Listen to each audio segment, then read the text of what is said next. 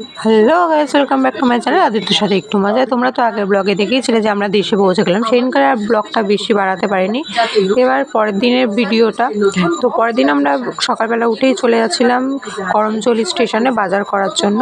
আমরা পিসিরা এই যে ইয়ার্কি ফাজলামি মারতে মারতে, তখন মনে হয় 10টা সাড়ে 10টা বাজে, ওই সময় বেরিয়েছিলাম। যে এইভাবে ইয়ার্কি ফাজলামি মারতে মারতে আমরা আগে পৌঁছে গেছিলাম। পিসি পড়ে যাচ্ছিলো বারবার, সে পড়ে যাচ্ছিলো। আমরা প্রায় অনেক মজা করেছি সেদিনটাও, মানে বেরিয়েছিলাম যেদিনকারে। আর আমরা তো আগের দিনকারে ঠিক পৌঁছে গেছিলাম সকালবেলা। সেদিনকারে অত ব্লগটা বাড়াইনি। পরের দিনকারে আমরা স্নান করার আগে বেরিয়েছিলাম বাজারে যাব বলে, বাজার করতে। আর সত্যি এখানকার ভিউটা খুব সুন্দর ছিল। তারপরে বাড়িতে এসে সবাই মিলে একটা মজা করছিলাম। জলজিরা জিভের উপরে রেখে যে যতক্ষণ থাকবে সে হবে উইনার, সে সবচেয়ে বেশি টাইম থাকবে। তো আমরা ইয়ার্কি ফাজলামি মারছিলাম। লাস্টে এই ভাইটাই হয়েছিল উইন, ফার্স্ট হয়েছিল, আমি সেকেন্ড হয়েছিলাম, আর বাকি একটা বোন হয়েছিল থার্ড। আমরা খুব ইয়ার্কি ফাজলামি মারছিলাম এখানে। আর এই পিসিটাই খেলাটা ইনভেন্ট করেছে, যে পিসিটা। এই যে দেখো কিরম এরা মজা করছে।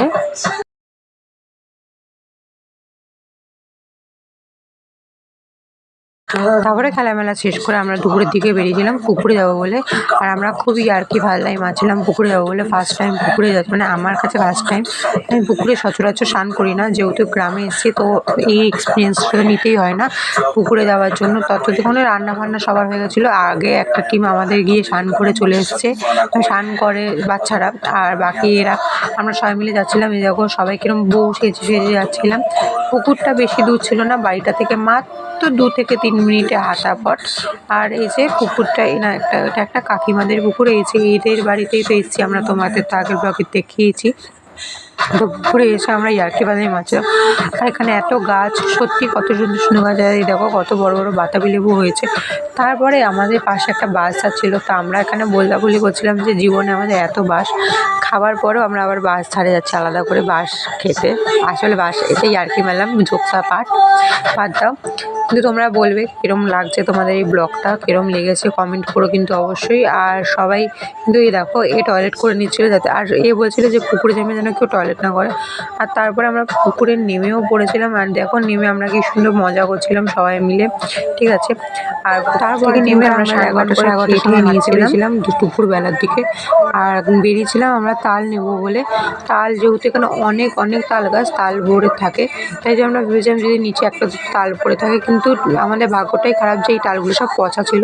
তাই আমরা লাল লঙ্কা আর চিচিঙ্গা নিয়ে যাচ্ছিলাম। এবার আমরা বাড়ির থেকে যাই, চলো। তারপরে আমরা বাড়ি থেকে এমনি স্নান ফান করে আবার বিকালবেলা হাঁটতে বেরিয়েছিলাম। আমি ব্লগটা করতে ভুলে গেছিলাম যেহেতু ঘুমটা ভেঙে উঠেছি।